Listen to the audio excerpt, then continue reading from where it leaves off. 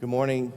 Some of you might recall an article I wrote in JEMS a while back about older paramedics, and that article told the story of Ben Jones. Ben had become an EMT and then a paramedic when he was in his mid-60s, and he did that after retiring from his day job as chairman of a major insurance company in Massachusetts. Ben worked the gritty streets in Springfield, Mass. For several years. And he also became the first paramedic for the town of Shelter Island, New York, where he still volunteers to this day. He also serves with Stewart Fire Rescue in Stewart, Florida, where he lives with his wife, Betty. He served at Ground Zero at the World Trade Center on September 11th, 2001, in Florida after Hurricane Andrew, and in New York during Hurricane Sandy, and thousands of other calls between.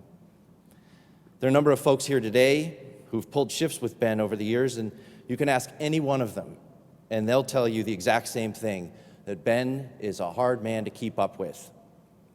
He's the first one on the rig when the tones go off, and the last to complain when you're 20 calls into a 24-hour shift. He makes a personal connection with every single patient. He makes every one of them feel like their well-being is the most important thing in the world when they're under his care. And he does the same thing with every partner he works with.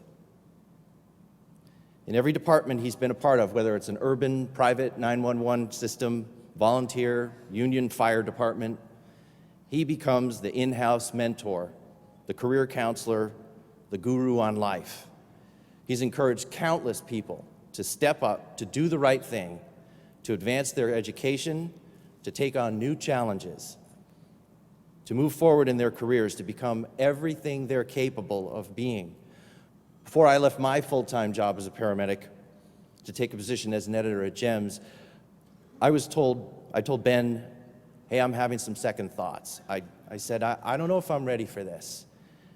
I said, I feel like I'm still needed here.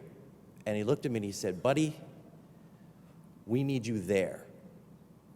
Ben Jones didn't have to get into EMS. He could have retired, lived very comfortably.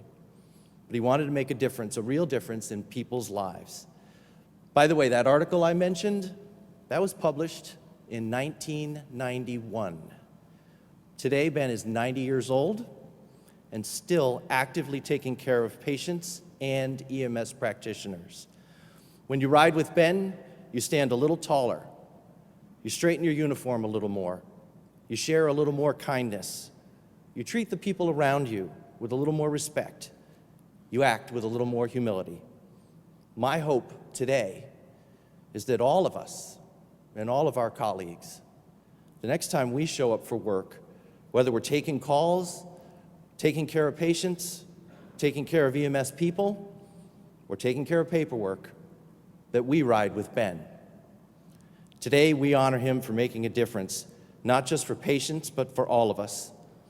Ben, we need you, buddy, and we thank you. On behalf of JEMS and the James O. Page Charitable Foundation, please join me in congratulating Benjamin Franklin Jones.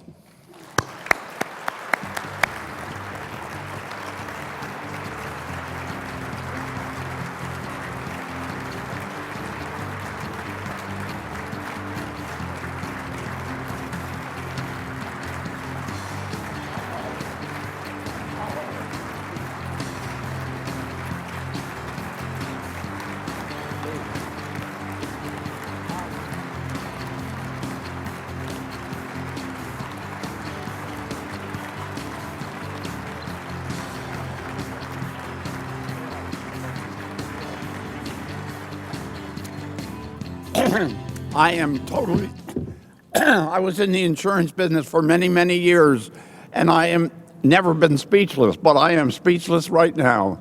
I have no idea what to say except thank you all. I couldn't believe, after 40 years in a totally unrelated business, I knew nothing about pre-hospital care. I didn't know the difference between somebody providing first aid and a paramedic.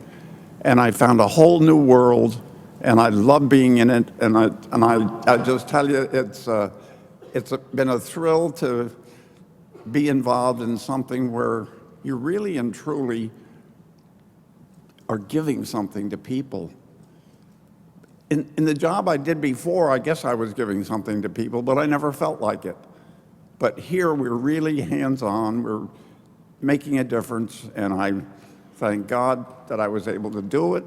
And the other thing I want to do is thank God I had a wife who would put up with this. Next year we'll be married 70 years, and